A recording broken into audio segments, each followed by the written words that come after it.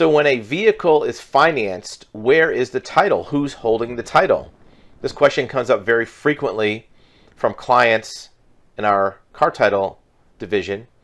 And what happens when a vehicle is financed is the owner of the vehicle, the driver, the borrower, they are listed as the owner. On the physical title, the owner's name is showing as the owner of the vehicle. However, there is a section on the title certificate that references lien holder. So if you borrowed money, let's say from Chase Bank to buy your vehicle or Ford Motor Credit, the lien holder section will say the name of that lien holder printed on the title. So when the DMV or titling division in your state prints that title, they're going to put that name in the title record and print it on the title certificate. Now in most states, when that title certificate is printed by the DMV, it's mailed to the lien holder. The bank actually gets that physical paper document, that certificate, and they hold it in their files while the loan is being paid. The name of the owner will still show as the owner. Technically, if you are the owner of the car, driving the car, you are the vehicle owner. You have insurance on it. You have it registered in your name. It's owned by you. But the lien holder has what's called a security interest or a chattel interest in that vehicle. And that chattel interest is what is their collateral to make sure you pay the mortgage or the car loan. If you don't pay it, they can come get the car. Now they own it. But the record of that lien holder on the title also prevents you from doing something else, and that means selling it. You can't sell the vehicle to another person with a lien on it because they are holding the title certificate with their name on it. Once you have paid the final payment on that loan, they then take that title from their records, sign it, stamp it paid, and they mail it to you. Now you're holding it. Now, there are a few states which allow the driver, the owner, to hold on to that title certificate. Even so, it still has the name of the lien holder imprinted on the title, so you still can't sell it because it shows that there's a lien against that vehicle ownership. So the title in most cases is held by the actual financial institution. There's a third scenario. Some states on later model vehicles, newer vehicles, are going to paperless titles. And what that means is there is no physical paper document issued and printed by the title division. There's just an electronic record of that title. If you go to sell the vehicle, you can have a paper document printed if you want, but initially they do not create that paper document.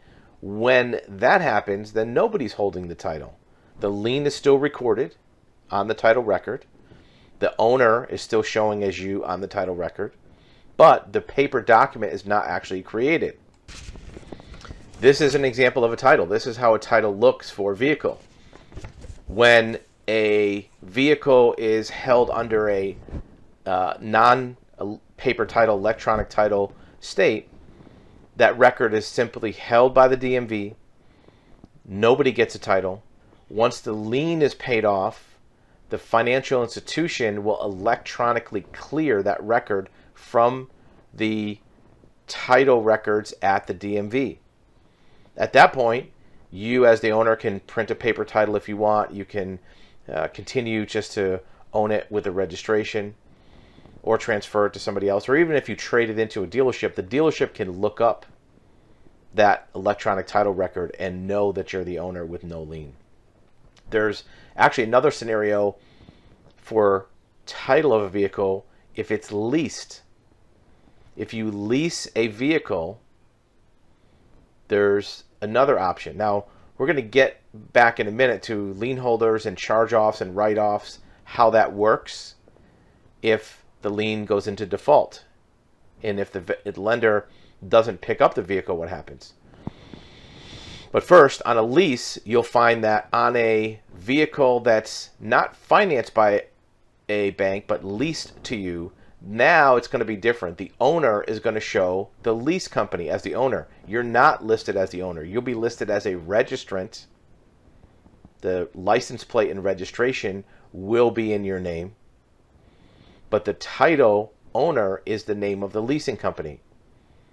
Toyota Motor Credit, whoever.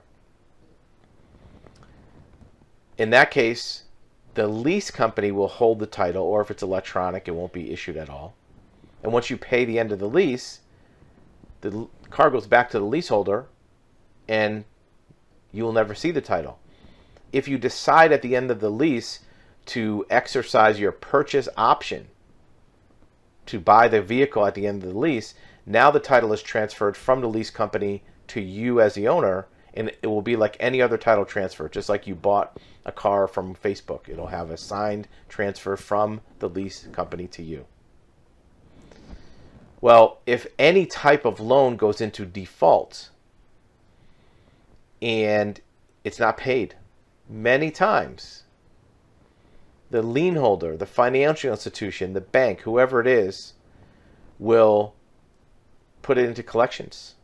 And after some period of time, they'll stop really trying to collect it. They won't spend any money trying to chase you around anymore. And they'll do what's called a charge-off or a write-off. A charge-off of a loan, an auto loan or any other type of loan, is simply a designation from the lender, financial institution, that they no longer expect to get any money from this loan. It's strictly a financial record. It has nothing to do with the title. It's a charge-off. And what that means is that when they do their balance sheet and asset disclosures to the federal government or for the taxes, they have to say that this loan is no longer an asset.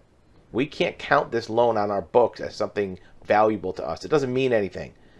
Somebody owes us $7,500 on this car loan. We used to be able to put that $7,500 as an asset on our books, like this money's coming to us. As soon as it's a charge-off, they have to say, no, we're never going to get this money. So they can't use it as an asset for financing, for their balance sheet, for any other purpose. However, that charge-off event does not remove the loan record from the title. It does not take the lien out of the DMV records. If there's a lien on the title document, if there's a lien in the DMV records, it's still going to be there after a charge-off. Now, if a vehicle is charged off, there may be an easier way to have it removed by requesting a lien release from the lender. That's a different story. But up until that point, the lender or lien holder is still holding the title and have possession of that title certificate. Even if somehow you got your hands on it, it would still show that lien holder as having a beneficial interest or a security interest in that vehicle, which means you can't sell it. Sometimes you can't even renew the registration if you don't have the title. So the lien and the title are two different things. The lien being charged off or write-off does not remove it from the title record. In the meantime, the title certificate, that paper document, will be held by the financial institution until such time as that last payment is made.